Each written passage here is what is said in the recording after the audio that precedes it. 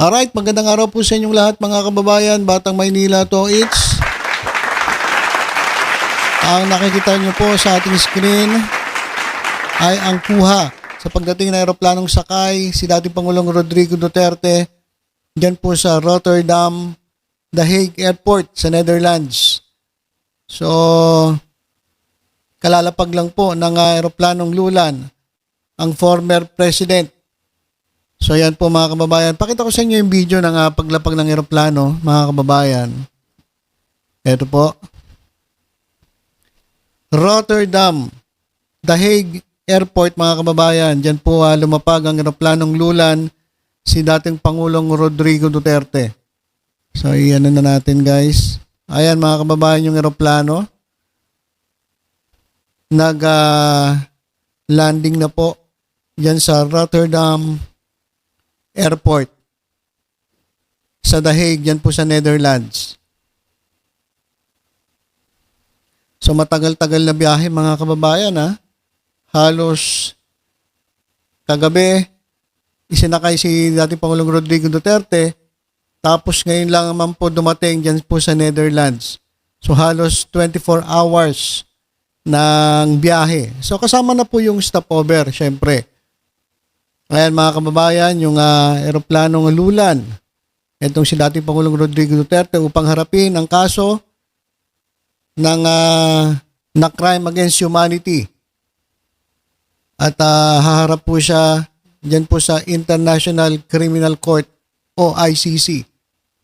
Ayan mga kababayan.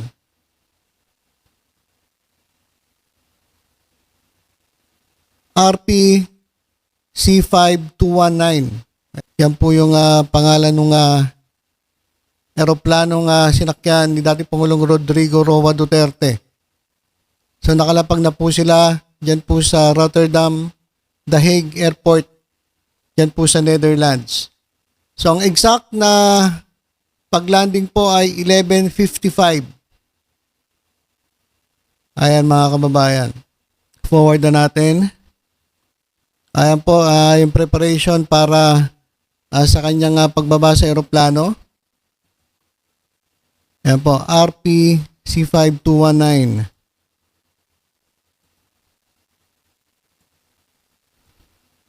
Ayan mga kababayan. So itong pinapakita ko sa inyo, live po ito Live po ito kaso hindi na makita mga kababayan. Hindi natin alam kung makukuha na natin o makikita natin yung pagbaba ni dating Pangulong Rodrigo Duterte. Pero bago po lumapag ang eroplano ay meron pong video na ginawa itong si dating Pangulong Rodrigo Duterte. Ito mga kababayan sa ating screen. Panoorin po natin itong video ni former President Rodrigo Roa Duterte. Teka, walang sound.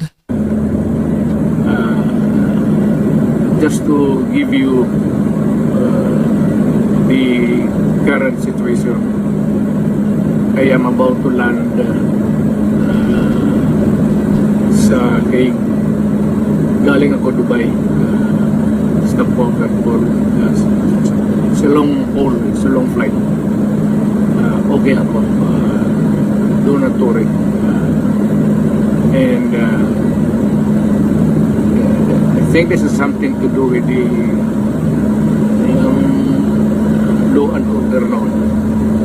At sinasabi ko naman sa mga pulis, military na trabaho kayo at ako ang managot. So ito na nga, for all of the whatever happened in the past,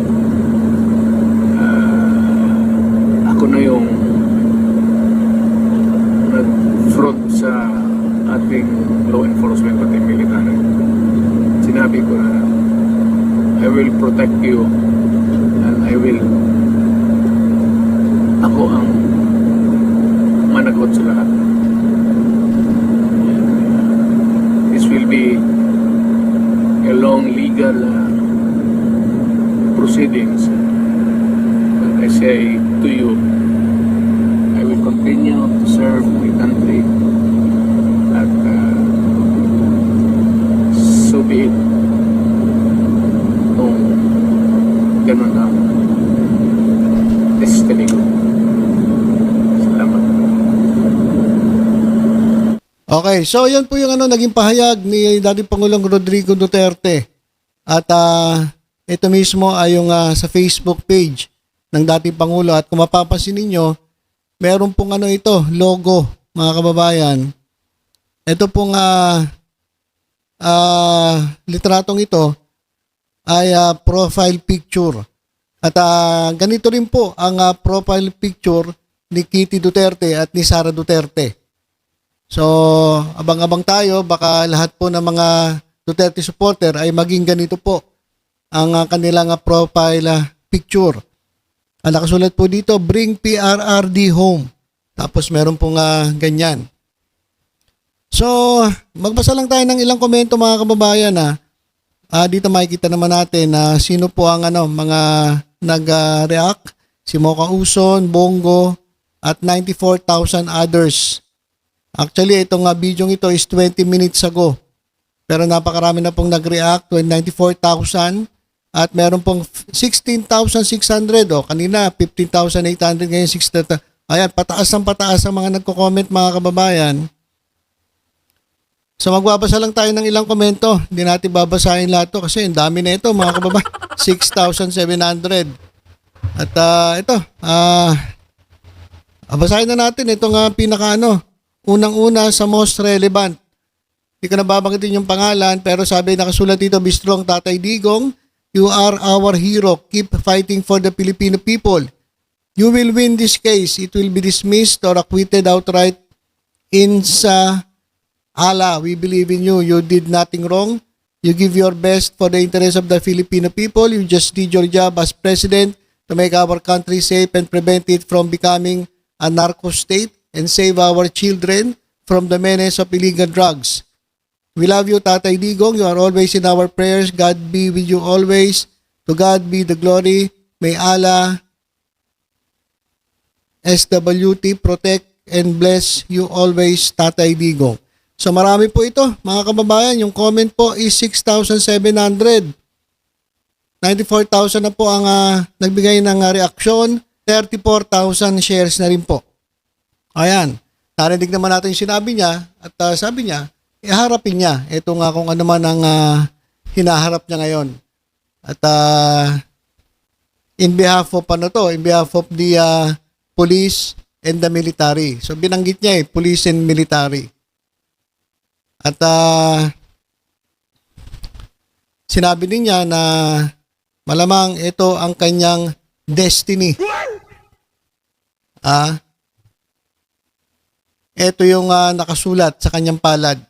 Ito po yung talagang dapat mangyari ayon sa guhit ng kanyang mga palad. So yan mga kababayan, ang update natin. So tingnan nga natin yung live dito sa eroplano kung nakababa na. Hindi po kita rito mga kababayan pero live po ito So yan po. Update natin, nakalapag na po ng Rotterdam The Hague Airport itong sinakyan ni dating Pangulong Rodrigo Duterte dyan po sa Netherlands. Abangan po natin yung mga susunod pang mga updates mga kababayan kung ano na ang mangyayari. Alright, so yun lang po. Sinashare ko lang sa inyo. Ito pong update natin dito kay former President Rodrigo Roa Duterte. Actually mga kababayan, ito gusto ko lang magbigay ng pahayag. Sa mga supporter ni Rodrigo Roa Duterte, talaga namang naiintindihan natin yung kanilang nararamdaman. Siyempre malungkot sila, yung iba galit, talagang yung iba nanggigigil. Siyempre, itong kanilang iniidolo ay inaresto at kinakailangang harapin ang mga nagawa niya na crime against humanity. Naiimbestigahan naman dyan po sa International Criminal Court. So medyo matagal po ito mga kababayan. Sabi nila abutin ito ng ilang taon. At kung sakaling mapatunayan na talagang guilty ang dating Pangulo, ay 30 years po ang magiging parusang pagkakakulong. Sa tingin ko, hindi nakakayanin ni former president yun kasi ano na siya, 79. So, sa tingin ko, hindi naabutin yun kung 30 years. Kahit siguro 10 years, mahihirapan na siya. So, kaya alam ko na nararamdaman ng mga DDS, galit na galit sila, nalulungkot sila, naiiyak sila, nagmumura sila. Pero sana, sa iba na mga hindi naman mga Duterte supporter, tingnan din natin yung kabilang side. Alright? Okay lang naman makisimpatya Kasi syempre, sabihin natin matanda na si former president, bakit ganyan pa yung ginawa? Wala po tayong magagawa. Ganun po talaga Kinakailangan niyang harapin ang mga di umano'y binibintang sa kanya na ginawa niya nung kasagsagan ng war on drugs doon sa kanyang administrasyon. So tingnan natin yung kabilang side. Huwag lang yung isa kasi ako mga kababayan ramdam ko yung kalungkutan. Ramdam ko yung nararamdaman ng pamilya. Pero dalawa po kasing pamilya ang involved Yung pamilya ng mga Duterte at yung pamilya ng mga naging biktima ng EJK. Hindi naman pwedeng yun lang ang titingnan mo, yung pamilya ni Duterte. Tingnan nyo rin yung pamilya ng mga biktima ng EJK nung drug war ni dating Pangulong Rodrigo Duterte. Kaya nga po siya nandyan Dahil nga po pinapanagot siya dyan po sa mga nangyaring gurguran. Dito po sa Tokhang na ginawa nila nung kapanahunan nila nung sila pa ang namumuno dito sa ating bansa. So maging balanse po kayo. Tingnan ninyo. Okay lang naman na malungkot kayo kasi syempre, isipin nyo, kung tatay ko yan, syempre malulungkot ka rin. Pero isipin mo rin yung tatay ng mga naging biktima ng crime against humanity. So yun, timbangin nyo maigi. Hindi po kasi pwedeng isang side lang yung titingnan ninyo. Tingnan nyo rin yung kabila. At timbangin ninyo kung sa tingin ninyo na hindi dapat nandito si Duterte, opinion nyo na po yun. Pero marami rin po kasing natutuwa dahil po nabigyan ng hustisya itong 30,000 na biktima ng sinasabi nilang war on drugs. So yan, mga kababayan, kung babalikan natin yung sinabi ni dating Pangulong Duterte dun sa kanyang sinabi dito mga kababayan, siya mismo tanggap nga niya Tanggap niya kung ito ang nakaguhit sa aking palad, kung ito ang aking destiny, tatanggapin niya. Di ba? Kasi ako naniniwala, lahat po ng nangyayari sa buhay natin ay kalooban ng Diyos. So, kung yan daw ang kanyang destiny, pinakita pa nga niya yung palad niya, kung ito ang nakasulat sa kanyang palad, so be it. At sabi niya, patuloy naman siya maglilingkod sa bayan hanggang nandyan siya. Hanggang nabubuhay siya. So para sa mga DDS, syempre malulungkot na naman sila. Pero para dun sa mga naging biktima ng EJK, syempre etong nakikita nila ay tagumpay ng hustisya para sa kanilang pamilya. So dalawang side po talaga mga kababayan, di ba? So tayo naman, basta para sa akin, kung ikaw talaga ang may sala, dapat ka lang managot. Alright, nakakaawa dahil may edad na pero wala na po tayo magagawa. Kinakailangan po nating tanggapin ang kaparusahan dahil po sa ating mga ginawa. At ito nga siguro yung sinabi ni Leila de Lima na pagbabayaran ni Rodrigo Duterte ang kasalanan niya sa bayan. At ito na nga po yun. Alright, so yun lang po mga kababayan. Basta tutok-tutok lang po dito sa Batang Maynila to. Sa iba pang updates. Ingat po tayong lahat. God bless po.